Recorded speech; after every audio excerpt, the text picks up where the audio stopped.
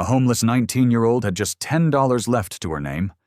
While everyone else would have bought food or a place to sleep, she spent every last dollar on an abandoned houseboat that looked ready to sink.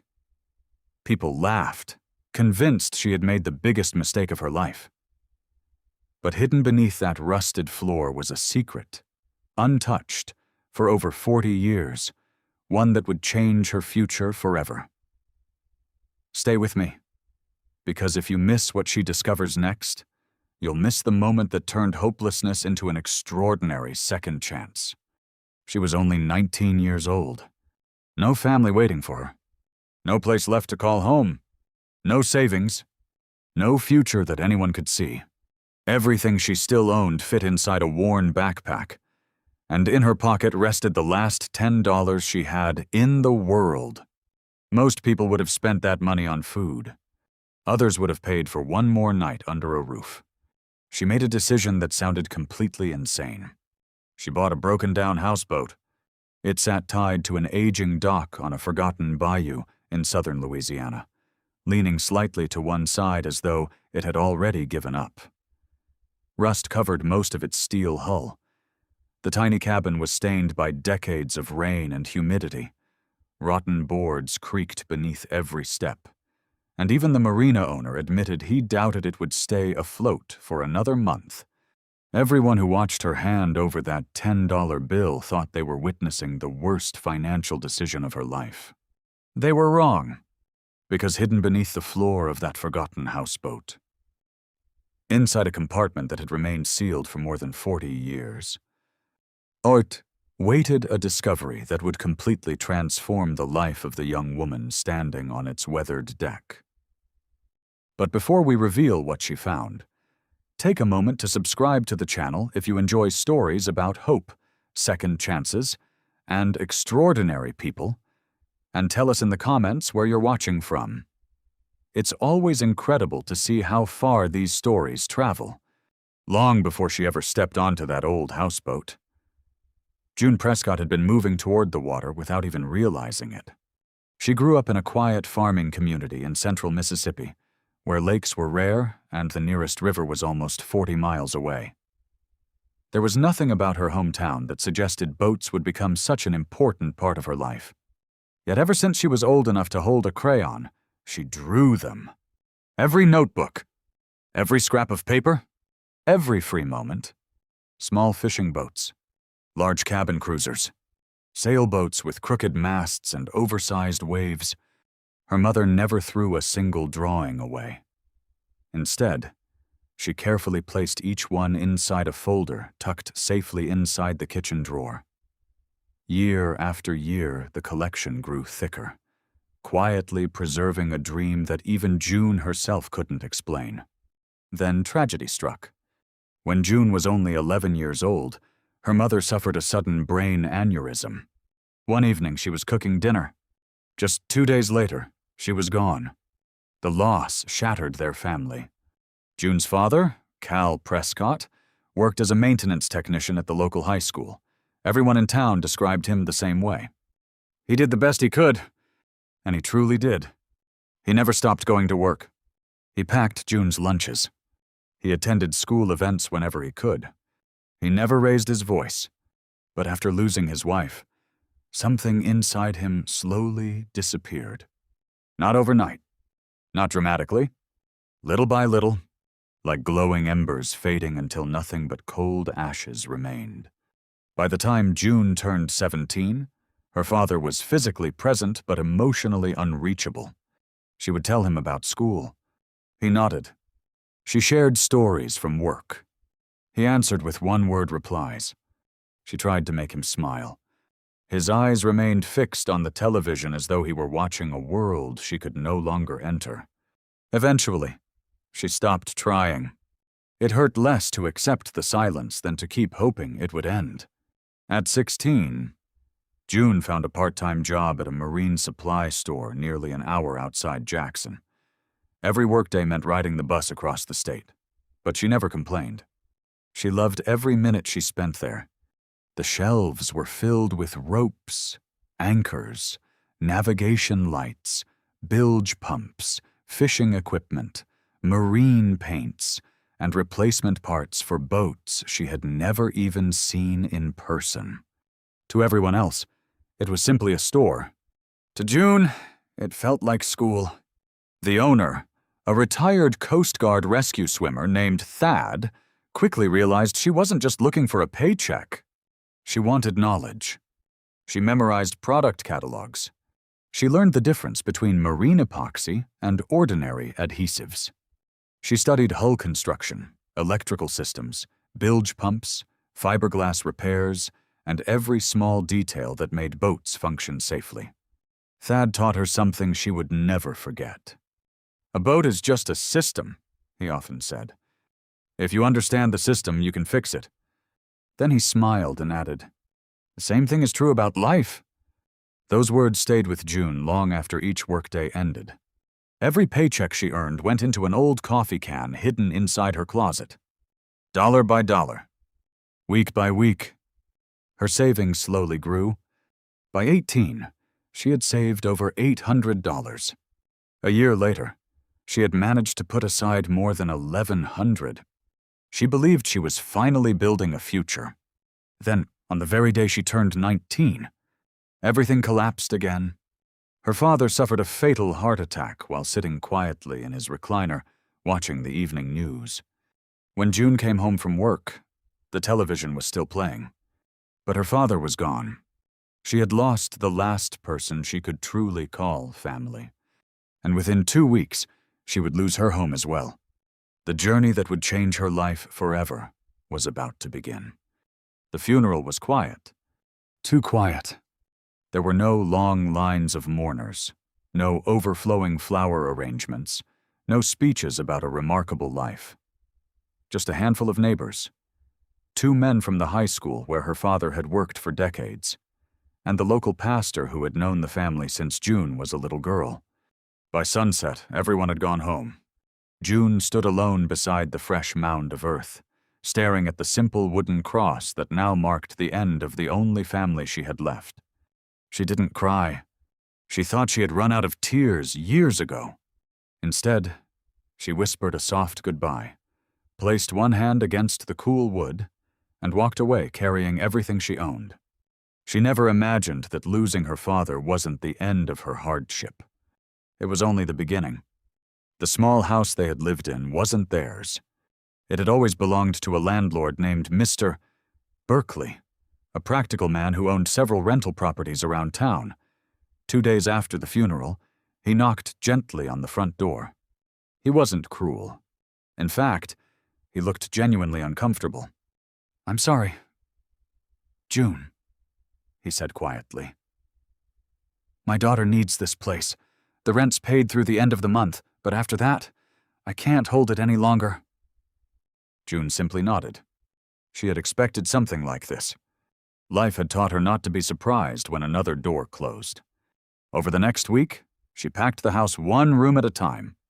Most of the furniture belonged to the landlord. Her father's clothes went to a local charity. His old toolbox was donated to the high school maintenance department where he had worked for so many years. She kept only 3 things. A faded photograph of her parents smiling beside a lake decades earlier. Her father's worn fishing sweater that still carried the faint scent of engine oil. And the old coffee can filled with every dollar she had managed to save. When everything was packed, the house felt strangely unfamiliar. Empty rooms echoed with memories. The kitchen where her mother once laughed. The living room where her father had slowly disappeared into silence. The hallway where she had measured her height every birthday. Now it was nothing more than another rental waiting for its next tenant. On the morning she left, June stood on the front porch for nearly 5 minutes. She looked at the peeling paint, the cracked front steps, the mailbox her father repaired every spring. Then she quietly closed the front door behind her for the last time. Without realizing it, she had just said goodbye to her childhood forever. Her backpack rested heavily on her shoulders as she walked towards the bus station. Inside the coffee can sat $128. It looked like a fortune compared to the $10 she would eventually have left. Yet somehow it still wasn't enough to buy certainty.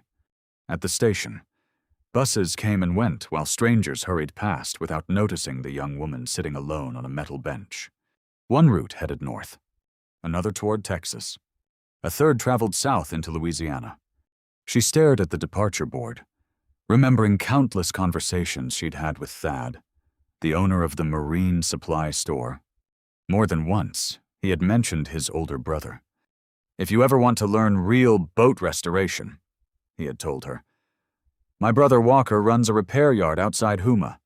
He's forgotten more about boats than most people will ever know." At the time, it had sounded like nothing more than a friendly suggestion. Now it felt like the only direction her life had left. Without giving herself time to overthink it, June walked to the ticket counter. "One ticket to Huma, Louisiana," she said. The cashier printed the ticket. As the bus pulled onto the highway, Mississippi slowly disappeared behind her. The landscape began to change. Open farmland gave way to endless wetlands. Tall cypress trees emerged from dark water, their roots twisting beneath the surface like ancient sculptures. Long strands of Spanish moss swayed gently in the humid breeze. The air itself felt different, heavier, warmer, carrying the scent of mud, salt, and growing things. June pressed her forehead against the window. She couldn't explain why, but something deep inside her felt strangely calm. It was as if every disappointment, every lonely birthday, every bus ride to work, every lesson Thad had patiently taught her, had been leading to this single journey. She had no home waiting for her, no guarantee of a job, no idea where she would sleep after arriving. Only one small backpack, a coffee can full of savings, and a quiet feeling she couldn't ignore. Somewhere ahead, hidden among the winding bayous of southern Louisiana, her future was waiting. She just had no idea that it would come floating on the water. By the time the bus rolled into Huma, the sun was already sinking behind the cypress trees, turning the bayou into a river of liquid gold.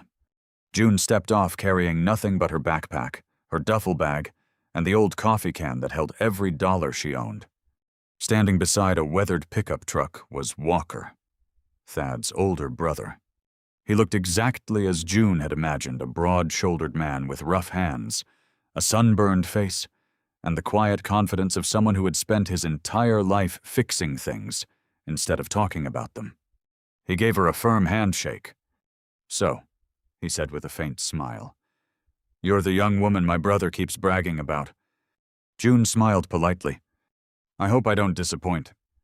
Walker chuckled. "We'll find out."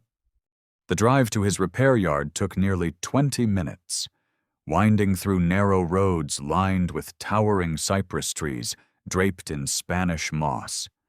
Small fishing camps appeared and disappeared between the marshes, their docks stretching into still water that reflected the evening sky like polished glass. Finally, they turned onto a gravel road that ended beside a quiet inlet. There it was, Walker's marine repair shop. Several fishing boats rested along the dock waiting for repairs. An old shrimp boat sat high on wooden blocks, its hull stripped down to bare steel. The air smelled of salt water, diesel fuel, fresh-cut lumber, and marine paint. June felt strangely at home. As they walked toward the dock, Walker pointed toward the far end. "You see that old houseboat?" June followed his finger. It looked forgotten. About 30 feet long. The steel hull leaned slightly toward the water. Rust had nearly swallowed the original white paint, while patches of peeling turquoise clung stubbornly to the weathered cabin walls. The windows were cloudy with age, and an old life ring hung crookedly from the railing. It looked exhausted, like it had been waiting years for someone to notice it again. "Who owns it?" June asked. Walker folded his arms. "His name was Tilden Boudreau. He passed away last year?" Walker looked at the silent boat for a long moment before continuing. "He lived there for almost 40 years. No family nuts." Walker slowly shook his head. None. What happens to it now? The marina was planning to tow it away and sell it for scrap. June stepped closer, studying the lines of the hull the way she had learned from Thad. Despite the rust, despite the rotten wood, she could still see the boat underneath all the damage. The steel hull was solidly built. The proportions were balanced. The structure could be saved. Most people saw junk. June saw possibility. How much? She asked.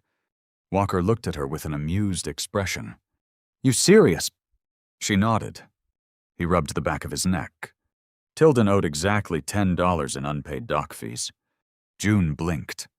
$10. Walker smiled. If someone pays the fees, the marina doesn't care what happens to the boat. For a few seconds, neither of them spoke. June slowly opened the coffee can. Inside rested every dollar she had left after the bus trip. Without hesitation, she pulled out the final $10 bill. She handed it to Walker. I'll take it. Walker stared at her. You know, this thing leaks, right? I know. The electrical system's probably dangerous. I can replace it. The plumbing doesn't work. I'll rebuild it. The hull needs patching. I know how. Walker studied her face, searching for uncertainty. He found none. Finally, he accepted the money. Well, he laughed quietly. I guess you're a boat owner now. He reached into his pocket and placed a small brass key into her hand. The key felt surprisingly heavy. As June stepped aboard for the very first time, every board beneath her feet creaked in protest. The cabin door groaned as she pushed it open. Inside, the room was dark and smelled of damp wood, mildew, and decades of forgotten memories. A rotted mattress lay against one wall. An old propane stove sat rusted beyond repair. Water stains covered the ceiling. Every cabinet door hung crooked on loose hinges. It was hardly livable, yet June couldn't stop smiling. For the first time since her father's death, for the first time in years, something belonged to her. That night she spread her sleeping bag across the cabin floor. Outside, frogs called from the marsh. Water gently tapped against the steel hull. Somewhere in the darkness, an owl cried into the night. She lay awake, listening to sounds she'd never heard before. Instead of feeling frightened, she felt safe. The next morning, Walker arrived just after sunrise, carrying 2 cups of hot coffee and a paper bag filled with fresh beignets. Together they walked through the boat, making a long list of repairs. Hull! Cabin, electrical, plumbing, bilge pump. Everything needed attention. It's at least 6 months of work, Walker said. Maybe longer. June looked around the tiny cabin and smiled. I'm not in a hurry. Walker nodded. Then let's start where every boat tells the truth. The bilge. June knelt inside the cabin and lifted the square hatch built into the floor. A damp smell rushed upward. Nearly 6 inches of dark, stagnant water filled the compartment beneath. She grabbed an old bucket and began bailing water 1 scoop at a time. Hour after hour, she emptied the filthy bilge. Finally, her flashlight reached the bottom. Something solid reflected the beam. It wasn't part of the boat. It was a large wooden chest. Old, heavy, locked, and carefully resting on a platform that had been built to keep it above the waterline. June froze.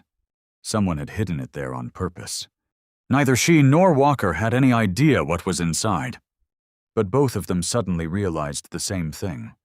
Whatever had remained untouched beneath this forgotten houseboat for over 40 years was finally about to see daylight again. For several long seconds, neither June nor Walker spoke. The old wooden chest sat on the deck between them, its weathered surface stained by decades of humidity but remarkably well preserved.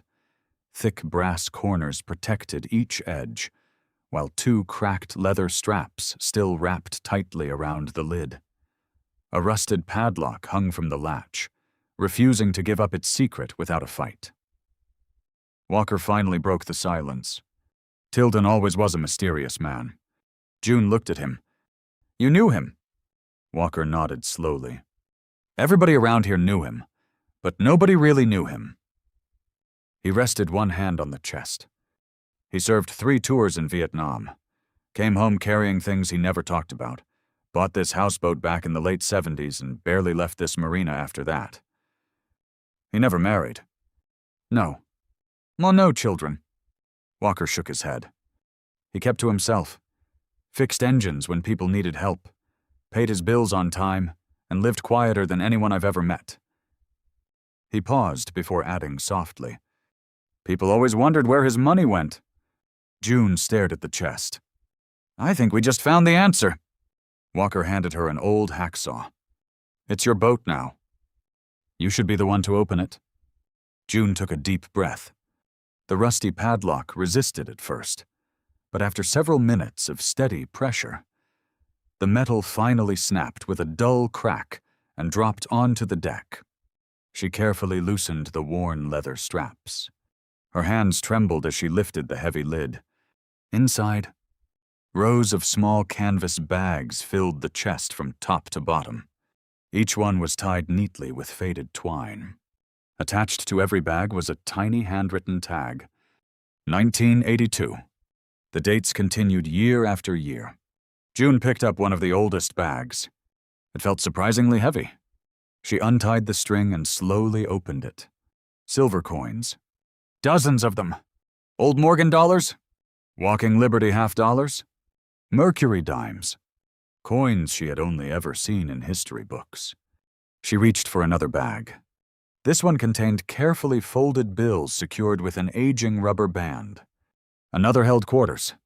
Another was filled entirely with dimes. Every year of Tilden's life had been carefully packed away, one small savings bag at a time. For the next 2 days, June and Walker counted everything together. The work was slow. Coins were sorted by year and condition. Paper money was flattened and examined. Walker even called an old coin dealer he trusted from nearby Thibodeau to help estimate the silver value. When they finally finished, the total came to $48,200. June stared silently at the final number. It didn't feel real. Just a week earlier, she had been wondering where she would sleep. Now she was sitting beside enough money to completely change her future. But the greatest surprise wasn't the money. It was what rested beneath it. At the very bottom of the chest lay a carefully folded American flag. Beside it sat a single sealed envelope. Across the front, written in faded blue ink, were just 6 simple words. To whoever finds this. June gently opened the envelope. Inside was a handwritten letter. She began reading aloud. My name is Tilden Boudreau. I bought this boat in 1979 for $400. It became the only place where my mind ever found peace after the war. Walker lowered his eyes. Neither of them interrupted. June continued. Every year I saved whatever I could, not because I wanted to become rich, but because saving reminded me there was still a tomorrow worth planning for. She swallowed hard before reading the next lines. I have no family left. Most of the men I served beside are already gone. If you're reading this, then fate decided you needed this boat more than I do. June's voice became quieter. Maybe you came here because you were lost. Maybe you were trying to build a new life. Maybe this old boat is the only place that welcomed you. I understand. Walker slowly wiped at the corner of one eye. June kept reading. Please don't waste this gift. Take care of the boat. Take care of yourself. Some boats never travel very far. But somehow they still manage to carry people exactly where they need to go. The letter ended with a simple signature. Tilden Boudreau. May 2018. June carefully folded the pages back into the envelope. For a long time, she simply sat on the edge of the dock, watching the morning sunlight spread across the still water. The money was extraordinary. It could buy tools, materials, a future. But somehow, it no longer felt like the greatest treasure inside that chest. The letter had changed something much deeper.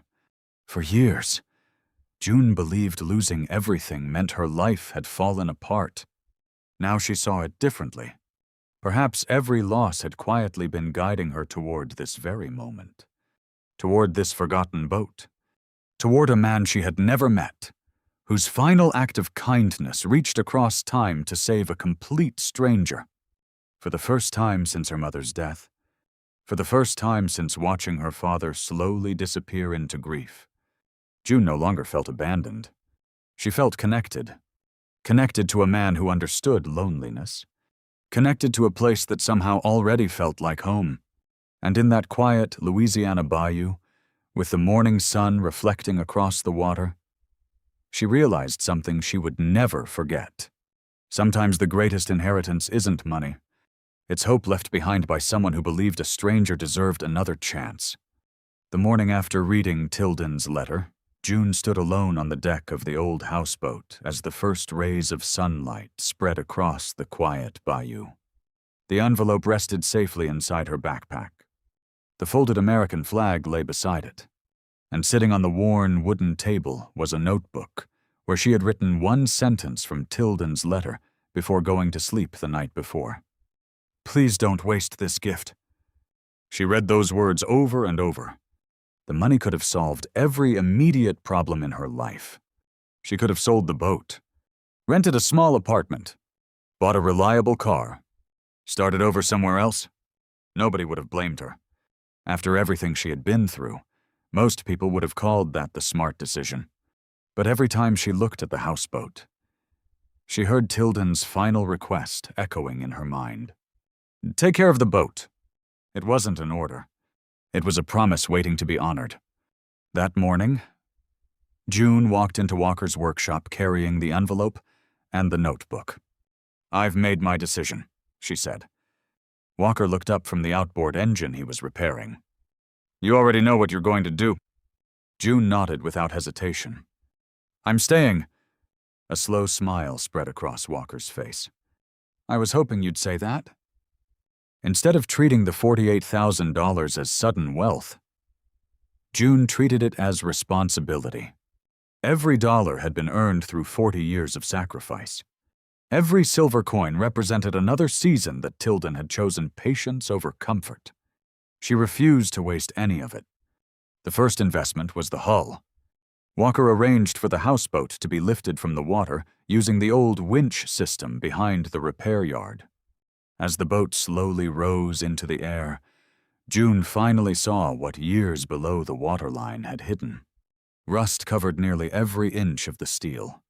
Several old repairs had been made decades earlier using thin sheets of metal and oversized bolts. Some patches were barely holding together. Walker ran his hand across the damaged steel. "Another year," he said quietly, "and she'd have been beyond saving." June looked at the battered hull. So was I. Walker smiled but didn't answer. He understood exactly what she meant. For weeks, June worked from sunrise until long after sunset. She stripped away every layer of rust using grinders and wire brushes. Her hands blistered. Her shoulders burned. Metal dust covered her clothes every evening. More than once she collapsed into her sleeping bag, too exhausted to eat dinner. Still, she returned every morning before sunrise. She wasn't just repairing steel. She was rebuilding her own life 1 square foot at a time. Walker taught her techniques that couldn't be found in instruction manuals. How to hear a weak weld before it cracked. How to feel imperfections beneath fresh primer. How patience often mattered more than strength. "Anyone can rush a repair," he often said. "But the ocean always exposes shortcuts." Those words became another lesson June carried beyond the boatyard. When the steel was finally clean, they treated every inch with rust converter before applying thick marine epoxy to rebuild weakened sections. Layer after layer, day after day. Nothing happened quickly. Yet every evening, the houseboat looked a little stronger than it had that morning. When the repairs were complete, Walker handed June a paint roller. "What color?" he asked. June didn't even have to think. "Deep blue." Walker raised an eyebrow. Why blue? She smiled. Because I want her to look like she belongs to the water. The custom marine paint shimmered almost black in the shade, but reflected rich sapphire tones beneath the Louisiana sun. As June rolled the first coat across the hull, the transformation felt almost magical. The scars hadn't disappeared. They had simply become part of a stronger story. With the hull complete, attention shifted to the cabin. Everything inside had to come out. The rotted walls, the broken cabinets, the dangerous wiring, the rusted propane stove. Every board removed uncovered another problem hidden beneath decades of neglect. Most people would have seen discouragement. June saw opportunity. Each broken piece meant another chance to build something better. She installed fresh marine-grade wiring throughout the cabin, added proper insulation, built larger windows that filled the tiny living space with natural light. A small skylight transformed the once dark interior into a warm, welcoming home. Solar panels on the roof provided electricity. A freshwater tank supplied clean water. Simple cedar shelves lined the walls. Every improvement reflected lessons she had spent years learning, but had never imagined using for herself. Word slowly spread around the bayou. The quiet young woman rebuilding Tilden's old houseboat wasn't just determined. She knew exactly what she was doing. Fishermen stopped by after work just to watch her progress. Shrimp boat captains offered leftover materials instead of throwing them away. One retired carpenter built her a solid oak table and refused to accept payment. "You'll give it back someday," he said. "Help somebody else when it's their turn." Even Adelaide, who owned the small Cajun cafe in town, began arriving every Friday afternoon carrying homemade gumbo in mason jars. "You work too hard to live on sandwiches," she would say before driving away. Little by little, June realized something remarkable. She hadn't simply found a houseboat. She had found a community. For the first time in years, she no longer faced every challenge alone. 8 months earlier, she had arrived carrying nothing but grief, uncertainty, and the last few dollars she owned.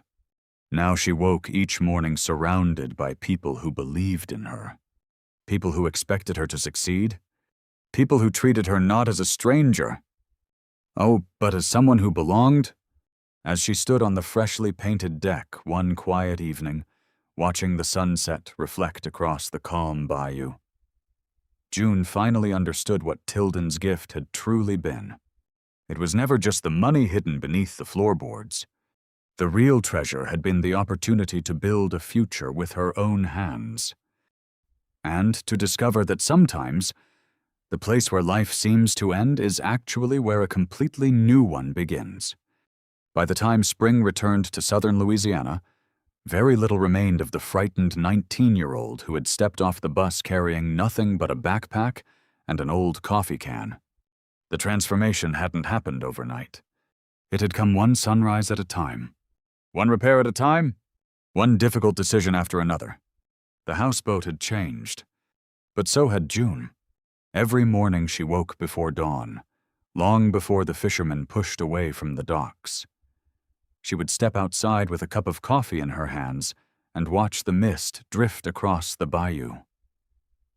The water was almost perfectly still, disturbed only by the occasional ripple from a fish or the slow glide of an alligator disappearing beneath the surface. Those quiet mornings became her favorite part of the day. Months earlier, silence had reminded her of loneliness. Now it reminded her of peace. Walker noticed the change before June did. One afternoon, as they finished rebuilding the engine of an old shrimp boat, he wiped the grease from his hands and looked at her with a thoughtful smile. "You know," he said, "you're not just fixing boats anymore." June looked up from her wrench. "What do you mean?" "People trust you." She glanced around the workshop. Several customers were waiting outside. One of them had specifically asked for her to inspect his outboard motor. Another refused to let anyone else repair his fishing skiff after hearing about the restoration of Tilden's houseboat. Only a year earlier, She had been the quiet girl who swept floors and memorized repair manuals. Now, experienced fishermen, people who had spent decades on the water, were asking for her by name. At first, it felt impossible to believe. But little by little, confidence replaced doubt. Not arrogance. Confidence? There was a difference. She no longer hesitated before making difficult repairs. She trusted her knowledge. She trusted her hands. Most importantly, she trusted herself. Word spread quickly through the bayou communities.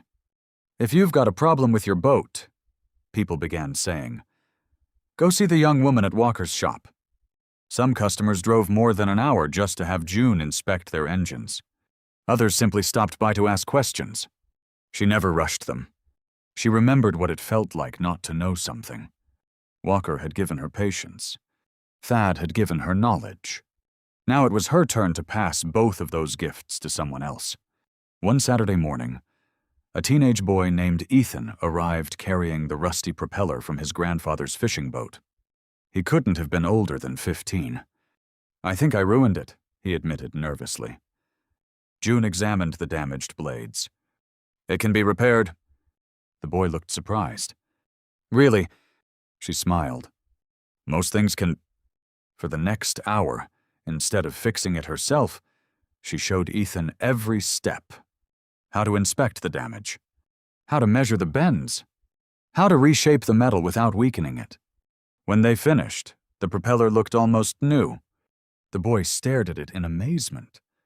"I didn't know I could do that." June smiled because she recognized those exact words. Years earlier, she had said almost the same thing to Thad. As Ethan walked away carrying the repaired propeller, Walker leaned against the workbench. "You've become a pretty good teacher." June laughed softly. "I learned from the best." Walker shook his head. "No." He pointed toward the dock where Ethan was proudly showing his grandfather the repaired propeller. "You learned from all of us." Summer arrived with heavy heat and afternoon thunderstorms that rolled across the bayou almost every evening. The rebuilt houseboat handled every storm without complaint. Rain hammered the new roof. Strong winds rocked the hull. Lightning illuminated the dark water. Yet inside, everything remained warm, dry, and secure. Sometimes June would sit beside the window during the storms with one of the old novels her mother had loved, listening to rain strike the steel roof overhead. She often thought about Tilden. His letter stayed inside the restored footlocker beneath her bed, protected inside a waterproof folder. Whenever life became difficult, she read it again. Not because she needed the money anymore, but because she never wanted to forget the man whose final act of kindness had given her another chance. One quiet Sunday afternoon, Captain Pelham, the retired tugboat captain who had known Tilden for decades, walked slowly down the dock carrying an old photograph. "I thought this belonged here," he said. The picture showed a much younger Tilden standing proudly beside the very same houseboat shortly after buying it in 1979. The paint was fresh. The windows sparkled, and the smile on Tilden's face looked almost exactly like the one June had worn the day she finished restoring it. She placed the photograph beside his letter. For the first time, the houseboat no longer felt like someone else's home. It felt like part of a story she had been invited to continue. As autumn approached, June realized something remarkable. She no longer measured her life by what she had lost. She measured it by what she was building. She had lost her mother. She had lost her father. She had lost the only home she had ever known. But in losing those things, she had discovered strength she never knew she possessed. She had found purpose in hard work, family and unexpected friendships, and a future she had never imagined while sitting alone on that bus months earlier. Standing on the deck one evening as the sunset painted the bayou in shades of orange and crimson, June smiled to herself. She had once believed that the old houseboat was the thing she had rescued. Now she understood the truth. The houseboat had rescued her.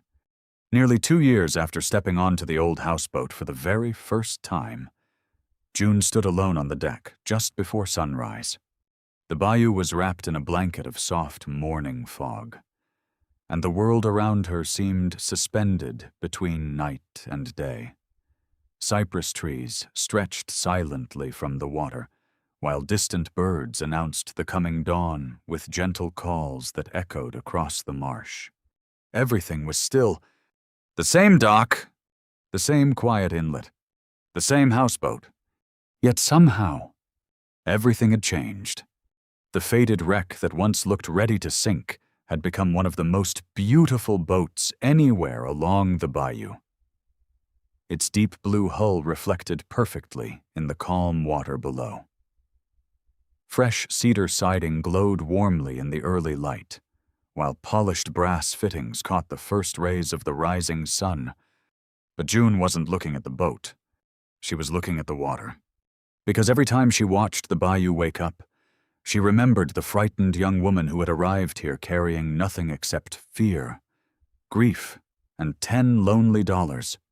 She could hardly recognize that girl anymore. Later that morning, Walker walked down the dock carrying 2 cups of coffee, just as he had done on June's very first day. He handed one to her without saying a word. For several minutes, they simply watched the water. Finally, Walker smiled. "You know," he said quietly, "Tilden would have liked this." June looked toward the old footlocker beneath the cabin window. "I hope so." Walker chuckled. "I don't—" June looked at him, confused. "I know so." Those simple words stayed with her long after he returned to the workshop. That afternoon, she unlocked the restored footlocker for what had become a familiar ritual. Inside, everything remained exactly where she had placed it.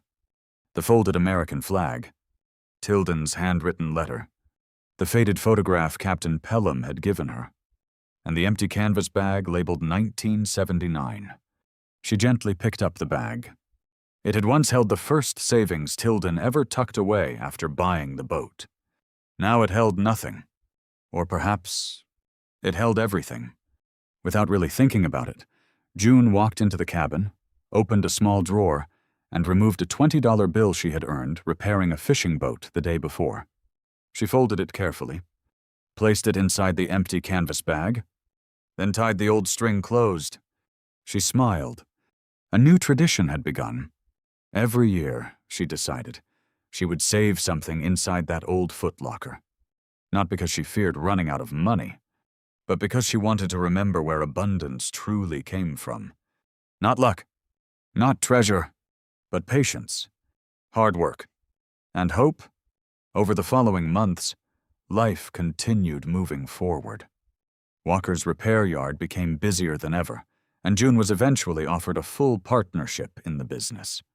She accepted, but only after making one request. "I want to start teaching apprentices." Walker raised an eyebrow. "Why?" She looked toward the dock where several teenagers were helping unload an old shrimp boat. "Because somebody once believed in me before I believed in myself." Within a year, young men and women from nearby towns began arriving every summer to learn marine repair. Some had never held a wrench. Others had dropped out of school. A few were simply searching for direction. June recognized something familiar in every one of them. She recognized uncertainty. Instead of judging them, she handed them tools. Instead of giving lectures, she gave opportunities. Whenever one of them became frustrated, she repeated the same sentence Thad had once told her years earlier. "Anything built by human hands can be repaired, if you're willing to understand how it works." Sometimes she was talking about engines. Sometimes she wasn't. Word about the little repair yard spread beyond Louisiana. Boaters traveling along the Gulf Coast began stopping just to meet the young woman whose remarkable restoration had become something of a local legend. Some came because they had heard about the beautiful houseboat. Others came because they had heard the unbelievable story of the hidden chest. But almost everyone left talking about something entirely different. They talked about kindness, about second chances, about the quiet determination of a young woman who had refused to let tragedy define the rest of her life. One cool autumn evening, nearly 5 years after arriving in Louisiana. June sat on the deck watching the sunset with Walker and Captain Pelham. The sky burned brilliant shades of orange, crimson, and purple. The water reflected every color perfectly. Captain Pelham broke the silence. "You know what Tilden used to tell me?" June smiled. "What?" "He'd say that some folks spend their whole lives looking for a place that feels like home." Pelham looked around the bayou. "The lucky ones eventually realize, oh," he pointed gently toward the houseboat. "Eikerford, home isn't always where you start. It's where you finally become yourself." No one spoke after that. There wasn't anything left to say. As darkness settled across the water, lights slowly appeared inside the cabin windows, casting a warm golden glow across the dock. Travelers passing through the bayou often noticed that light from far away. Some assumed it belonged to an old fisherman. Others thought it was simply another quiet home on the water. Very few knew the incredible story hidden behind those windows. They couldn't know that the woman reading a book beneath that soft light had once been homeless. They couldn't know she had arrived with only $10 to her name. They couldn't know that an old veteran's final act of generosity had reached across decades to save a complete stranger. But perhaps that was exactly how Tilden would have wanted it, because the greatest acts of kindness rarely ask to be remembered. They simply continue changing lives, one person at a time. And every morning, as the sun rose over the Louisiana bayou and the little blue houseboat rocked gently against the dock, it quietly reminded everyone who saw it of one simple truth. A person's circumstances may shape the beginning of their story, but courage, compassion, and perseverance are what determine how that story ends. For June, the best $10 she ever spent never bought a boat. It bought a future, and sometimes that's all a second chance really needs. If there's one lesson hidden inside June's journey, it's this. Life doesn't always give us a fair beginning. Some people are born into comfort. Others begin with loss, heartbreak, and uncertainty. None of us gets to choose the hand we're dealt. But every one of us gets to choose what we do with it. When June lost her mother, she could have let grief define the rest of her life. When she lost her father, she could have believed she was completely alone. When she became homeless with only $10 left, she could have accepted that her future had already been decided. Instead, she chose something different. She chose to keep moving. She chose to trust the skills she had spent years quietly building. She chose to believe that even the smallest opportunity deserved a chance. And because of that choice, an abandoned houseboat became a home. A forgotten veteran's kindness became a new beginning. And a young woman who believed she had lost everything discovered that her greatest chapter had not even started. Perhaps that's the message all of us need to hear from time to time. Not every blessing arrives wrapped in perfection. Sometimes it looks like an old boat everyone else has given up on. Sometimes it arrives disguised as hard work, disappointment, or a road that makes no sense in the moment. The greatest opportunities in life often appear exactly where other people stop looking. So, whatever challenge you're facing today, don't assume it's the end of your story. It may simply be the beginning of a chapter you cannot yet imagine. Keep learning. Keep showing up. Keep believing that your efforts matter, even when no one else seems to notice. Because one day, you'll look back and realize that every setback was quietly leading you toward the place you were always meant to be. And maybe, just maybe, your greatest treasure isn't something waiting to be discovered beneath an old floorboard. Maybe it's the strength, courage, and resilience you've been building inside yourself all along. Before you go, we'd love to hear from you. Have you ever experienced a moment when what seemed like the worst day of your life unexpectedly became the beginning of something beautiful? Share your story in the comments below. Someone reading it today might find the hope they've been searching for. If this story touched your heart, don't forget to like this video, subscribe to the channel, and turn on notifications so you never miss another inspiring story of hope, resilience, and second chances. And if you know someone who feels like they've run out of options, please share this video with them. You never know. One story, one act of kindness, or one unexpected opportunity could change someone's life forever. Thank you for watching. Until next time, remember this. Never underestimate a small beginning, because sometimes the smallest step of faith leads to the most extraordinary destination.